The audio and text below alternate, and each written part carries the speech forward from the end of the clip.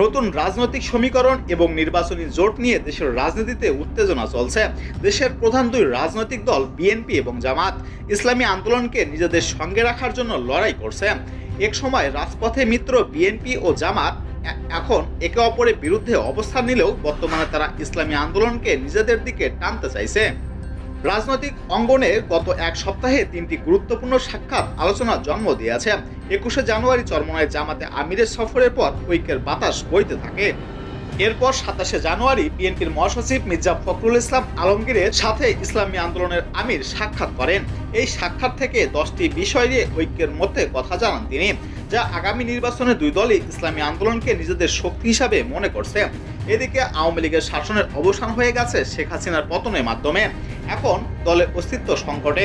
আগামী জাতীয় নির্বাচনেও আওয়ামী লীগের অংশগ্রহণ নিয়ে প্রশ্ন উঠেছে। বিশেষত সরকারি উপদেষ্টা মাহফুজ আলম বলেছেন যে নির্বাচনে অংশ নেওয়া তাদের জন্য সম্ভবত নয়। এই পরিস্থিতিতে বিএনপি ও জামাত ইসলামী আন্দোলনকে নিজেদের পাশে রাখতে চায়।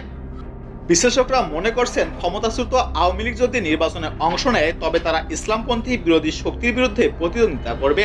পাশাপাশি আন্দোলনকারী ছাত্রদের দল গঠন হলে তারা একই ভোট ব্যাংক দখলের জন্য লড়াই করবে।